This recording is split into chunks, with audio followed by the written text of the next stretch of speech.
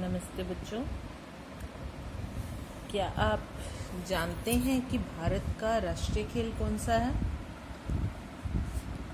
Cricket या hockey? Hockey है। और हॉकी के जादूगर का नाम श्री ध्यानचंद जी। बहुत ही बढ़िया हॉकी के प्लेयर थे, बहुत अच्छी हॉकी खेलते थे और जितना समय वे खेले उन्होंने 1000 गोल किए, जो कि एक विश्व रिकॉर्ड है। और आज हम उनके जीवन के बारे में कि कैसे उन्होंने इतना नाम कमाया ये जानेंगे, उनके परिवार के बारे में। तो ये हिंदी का पाठ है, हॉकी का जादूगर। तो पढ़ें। हॉकी का मैदान है। ध्यानचंद सेंटर फॉरवर्ड जगह पर खेल रहे थे। ध्यानचंद कहाँ खेल रहे थे? सेंटर माना बीच में, फॉरवर्ड माना आगे और बीच में उस जगह पे खेल रहे थे। इस स्थान पर खेलने वाला खिलाड़ी अग्रिम पंक्ति, आगे वाली पंक्ति का मध्य व प्रमुख होता है, बीच का और प्रमुख होता है। सबकी नज़र गोल पोस्ट पर थी।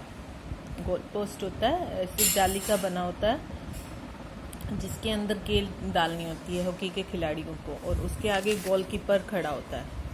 गोल करने के लिए ध्यानचंद बिजली की गति से आगे बढ़े। उन्होंने जोरदार स्कूप किया। गेंद उठाने की इस कला में उनका जवाब ना था। बहुत अच्छे से वो स्कूप करते थे, एकदम से गेंद उठा के और जो गोल के अंदर डाल देते थे, उस जाल में जिसमें गोल होता है। लेकिन यह क्या, गोल ना हुआ। गेंद गोल पोस्ट के ऊपर से होती हुई बाहर निकल गई। आश्चर्य कि गोल ना हुआ। सभी हैरान हो गए कि गोल कैसे नहीं हुआ। ध्यानचंद ने उछाला तो क्या वजह थी? गोलकीपर, दूसरे खिलाड़ी व दर्शक सब अचंभित, हैरान रह गए। ध्यानचंद के चेहरे पर अफसोस के भाव थे, लेकिन वे मैच खेलते रहे। उन्हें शक हुआ कि गोल पोस्ट की ऊंचाई में कोई गलती है। मैच के बाद उनके आग्रह पर गोल पोस्ट नापा गया। उनको अफसोस हो रहा था कि ये क्या हुआ, मुझसे गोल नहीं हुआ। जब भी वो ऐसे गोल करते थे तो उनसे गोल हो जाता था। फिर उन्होंने आग्रह किया आखिरी में, जब मैच खत्म हुआ, कि गोल पोस्ट की ऊंचाई नापो। उसकी ऊंचाई 3 इंच कम पाई गई। 3 इंच गोल पोस्ट की ऊंचाई। इतना सटीक निशाना होता था उनका कि गोल होना ही होना होता था। इस तरह से गोल ना होने का राज खुल गया।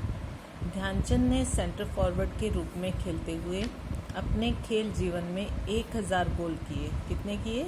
1000, जो कि विश्व रिकॉर्ड है। हॉकी के इस खिलाड़ी का जन्म इलाहाबाद में 29 अगस्त 1905 को हुआ था। उनके पिता का नाम सोमेश्वर दत्त सिंह और माता का नाम श्यामा देवी था। पत्नी का नाम जानकी देवी था। मात्र 16 वर्ष की उम्र में ध्यानचंद को भारतीय सेना में नौकरी मिल गई। वे दिन में सेना में नौकरी करते और रात को मन लगाकर हॉकी का अभ्यास करते थे।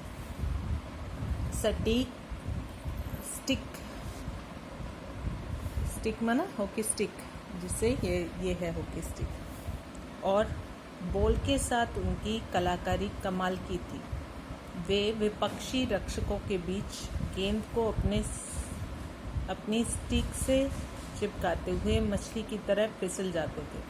विपक्षी माना जो दूसरी टीम होती थी, दूसरी टीम के जो रक्षक, मतलब जो गोल को होने से रोकने की कोशिश कर रहे होते थे, उनके बीच में से वो बॉल को मछली की तरह निकाल के चले जाते थे। गोल पर गोल करते। इनके प्रारंभिक प्रशिक्षक सूबेदार मेजर बाले तिवारी ने इन्हें हॉकी के कई महत्वपूर्ण गुण सिखाए। उनके प्रारंभिक प्रशिक्षक माना शुरू के टीचर कौन थे? सूबेदार मेजर बाले तिवारी।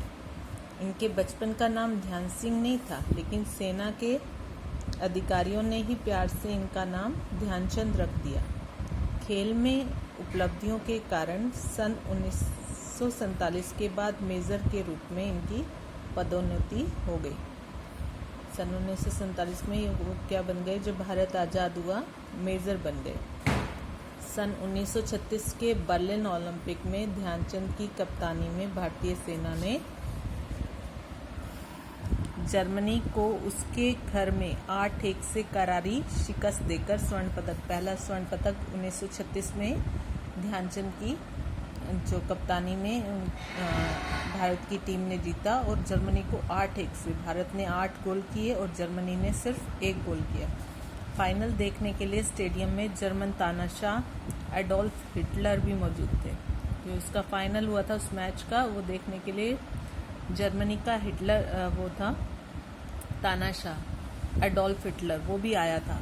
विजेता टीम को उनके हाथों स्वर्ण पदक दिए जाने थे, लेकिन जर्मनी की हार से वे इतने गुस्से में थे कि खेल समाप्त होने से पहले ही स्टेडियम छोड़कर चले गए।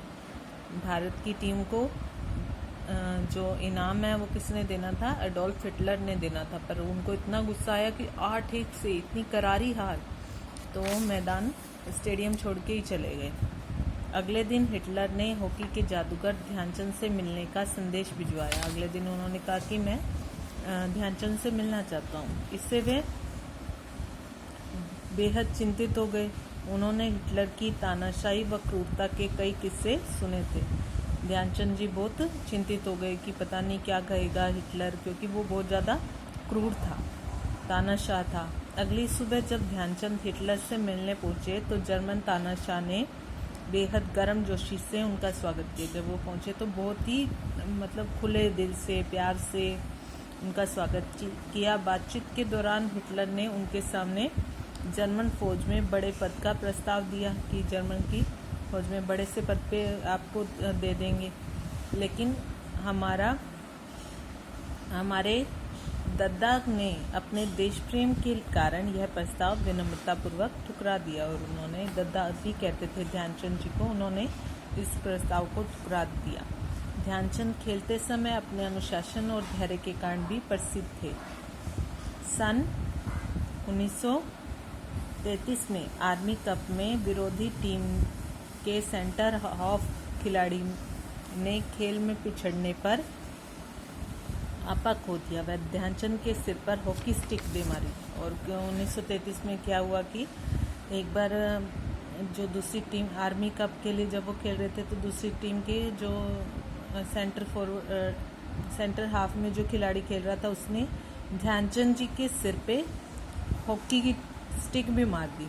घायल ध्यानचंद ने मैदान के बाहर जाकर घाव पट्टी करवाई व खेल भावना का परिचय देते हुए पुनः मैदान में आ गए। तत्पश्चात विपक्षी टीम पर ताबड़तोड़ 6 गोल करके खेल में उच्च कौशल से अपना बदला लिया। उन्होंने किसी तरह का गुस्सा नहीं किया, बल्कि अपना अच्छा खेल खेल के एक साथ 6 गोल करके और अपना उच्च कौशल का परिचय दिया। अपने परिवार और खेल प्रेमियों के बीच ध्यानचंद दद्दा के नाम से प्रसिद्ध थे। विदेशों में भी वे अत्यंत लोकप्रिय थे।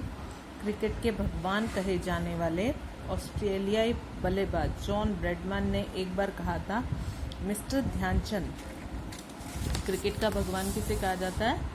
जॉन ब्रैडमैन को। उन्होंने भी इनकी बहुत तारीफ की थी। आज इतना ही पढ़ेंगे।